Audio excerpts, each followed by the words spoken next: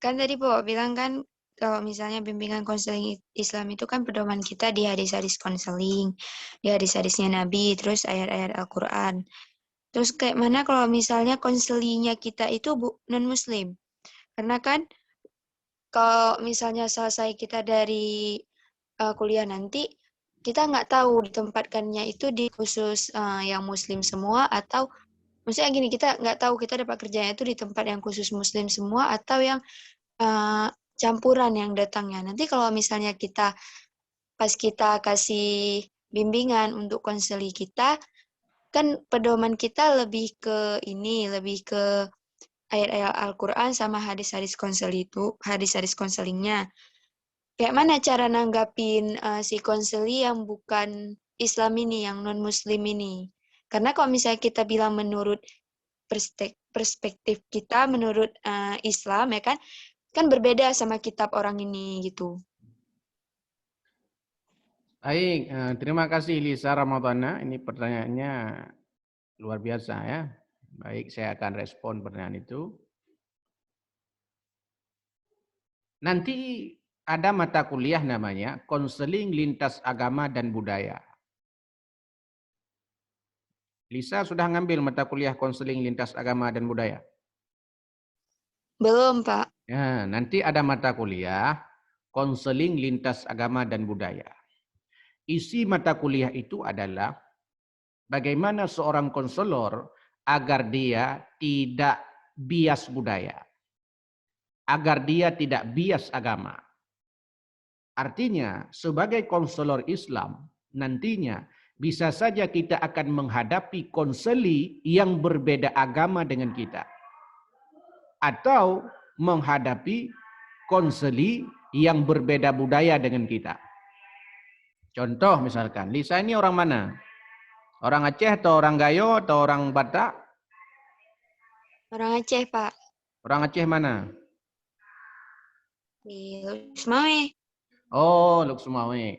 Jadi misalkan orang Aceh tinggal di Luk Sumawe, suku-suku Aceh. Bisa saja nanti suatu ketika bekerja di panti rehabilitasi Takengon.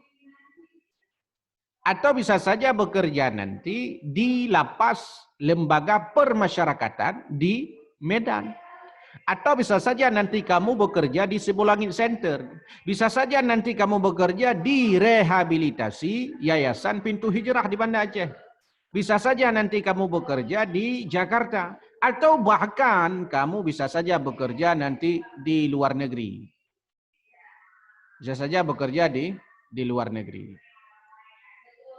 Nah, itu nanti kan pasti akan menghadapi orang yang berbeda budaya atau bahkan berbeda agama dengan kita.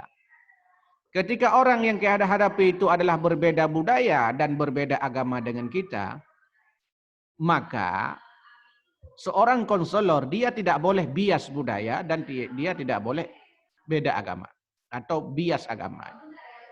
Bukan beda agama, bias agama. Artinya memandang konseli itu baru mau diselesaikan kalau seandainya sama suku dengannya, sama agama dengan dia. Tidak boleh begitu dalam konseling. Misalkan saya orang Aceh. Nggak boleh saya mentang-mentang orang Aceh ketika datang konseli suku Jawa. Nggak boleh orang Jawa kok mau konseling dengan orang Aceh. Nggak boleh begitu. Itu namanya bias budaya. Atau datang orang Kristen ke kita. Konseli Kristen, katakanlah siswa. Ya, atau Hindu atau Buddha datang ke kita, lalu kita sampaikan proses layanan bimbingan konseling. Jangan, wah saya ini Islam, saya nggak mau menangani, ya kan? Nah, kecuali tidak mampu secara keilmuan, nah itu boleh di referral namanya, dialih tangankan, dialih kasus ke orang yang lebih mampu, silahkan saja. Nah, kemudian Islam ini ada nilai-nilai universalitas namanya. Makanya saya tadi katakan hadis itu bisa saja sifatnya sebagai values, nilai.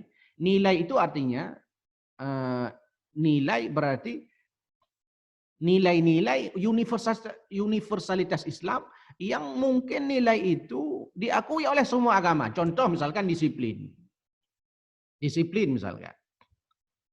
Dalam Islam, disiplin itu ajaran agama. Dan mungkin semua orang, walaupun dia beda agama, beda suku, semua orang dia mestinya disiplin. Itu namanya nilai-nilai universalitas Islam. Maka Islam itu kan Al-Quran coba. Allah wal fajri wal asri wal syamsi wal duha wal qamari. Itu kan ayat-ayat yang bicara tentang waktu. Bicara tentang waktu. Itu contoh. Ada namanya nilai-nilai universalitas Islam. Contoh lain. Empati. Empati itu kan proses attending atau di antara daripada teknik dasar dalam layanan konseling. Empati. Mana Lisa? Saya mau tanya. Orang Aceh, dia harus punya empati enggak? Harus, Pak. Orang Gayo harus punya empati enggak? Harus. Orang lain agama atau Kristen, Hindu, Buddha harus punya empati enggak? Harus Nah, juga. itu namanya nilai-nilai universalitas Islam.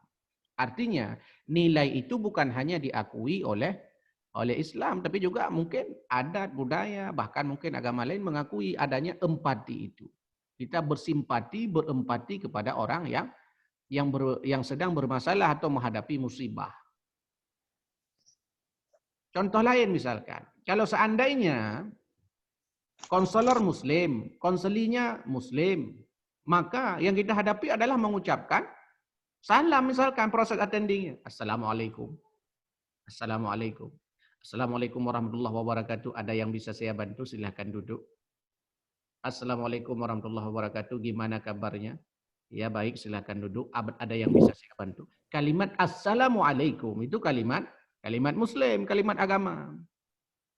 Karena kalau dia non muslim nanti, ucapkan selamat pagi, selamat malam, selamat siang, selamat makan. Ya?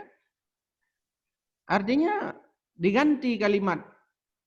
Kalau seandainya berbeda agama ya. Tapi kalau seandainya agama sama, maka proses attending yang mestinya mewarnai teknik dasar bimbingan konseling, ya itu diantaranya yang paling mudah itu untuk membentuk empati simpati tadi dengan kalimat salam. Assalamualaikum. Walaupun dalam Islam, salam ini bukan hanya sekedar kalimat sapaan. Islam salam, assalamualaikum bukan hanya sekedar kalimat sapaan seperti selamat pagi, selamat malam, selamat siang. Tapi assalamualaikum warahmatullahi wabarakatuh dalam Islam, itu pertama, kalimat itu bentuknya kalimat sapaan. Tapi bukan hanya sapaan. Dia sifatnya mendoakan. Setelah mendoakan, sifatnya adalah menjamin keselamatan. Itu contohnya. Maka filosofinya ketika Anda memberikan salam kepada konseli assalamualaikum, satu, telah menyapanya supaya kita empati kepadanya. Satu. Filosofi kedua, ketika kita mengucapkan assalamualaikum kepada konseli, itu artinya kita siap untuk membantu konseli. Tiga, ketika kalimat salam itu diucapkan, itu filosofinya menjamin keselamatan konseli. Makna menjamin bisa saja menjaga rahasia-rahasia si konseli. Makanya nanti ada azas bimbingan dan konseling Islam. Contoh misalkan, mana Lisa tadi? Ini Pak. Lisa. Boleh enggak membuka aib orang lain? Enggak boleh lah, Pak. Enggak boleh. Boleh enggak membuka aib konseling? Enggak boleh. Enggak boleh.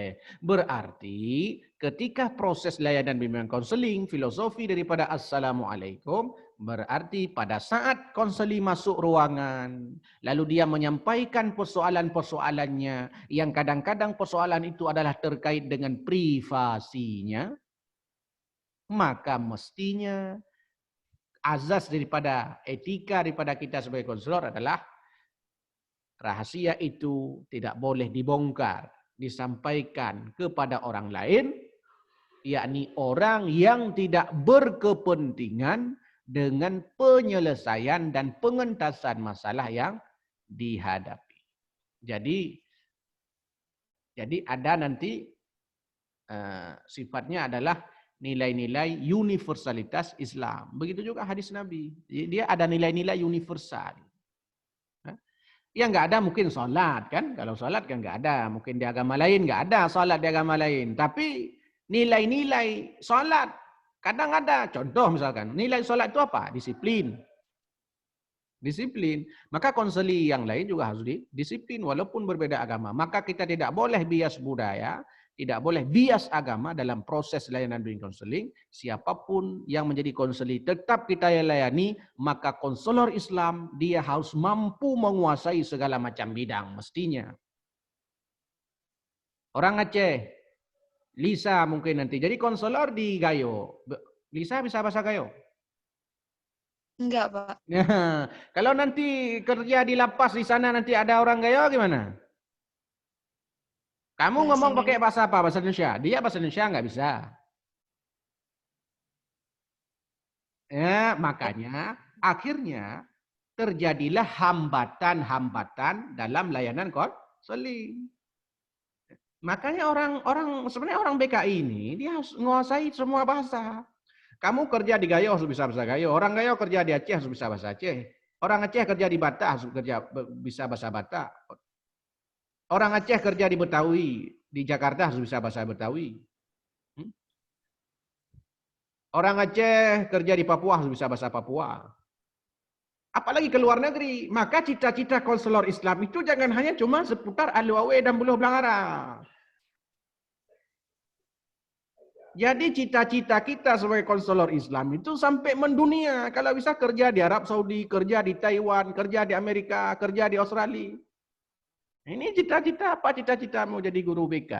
Guru BK di mana? Di Alu-Awe. Jangan cuma di Alu-Awe, Alu-Dua, Alu Panah. Jangan cuma Alu-Alu itu.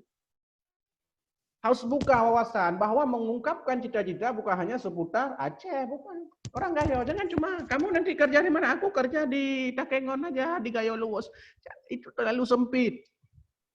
Bercita-citalah setinggi langit, kalaupun jatuh, akan jatuh di atas bintang-bintang. Menalah, behi citanya. Behi urang walaupun hanahi. Baik, saya kira itu. Terima kasih atas pertanyaannya. Insya Allah kita akan berjumpa di waktu yang lain. Saya karena kemungkinan pun ada harapan.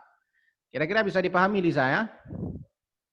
Bisa, Pak. Ya, bisa. Jadi Lisa ini nggak boleh kita sebagai konselor bias budaya, nggak boleh bias agama dalam proses layanan konseling, kecuali orang yang seagama dengan kita.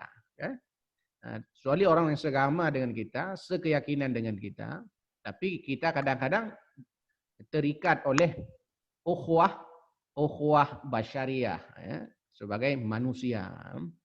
Mungkin kita tidak terikat dengan ukhuwah imaniyah, ukhuwah islamiyah, tapi terikat oleh ukhuwah basyariah, manusiaan, atau ukhuwah wataniyah, ukhuwah nasionalisme. Nah, jadi nanti mudah-mudahan bisa mengelaborasi hal ini dan bisa mengajak kawan-kawan menjadi konselor-konselor Islam yang landasannya adalah diantaranya hadis konseling, sedangkan ayat-ayat konseling sudah kita pelajari pada semester yang sebelumnya. Terima kasih. Mari kita tutup dengan baca Alhamdulillah. Alhamdulillahirabbil alamin. Alhamdulillahirabbil alamin. Assalamualaikum warahmatullahi wabarakatuh. Waalaikumsalam warahmatullahi wabarakatuh.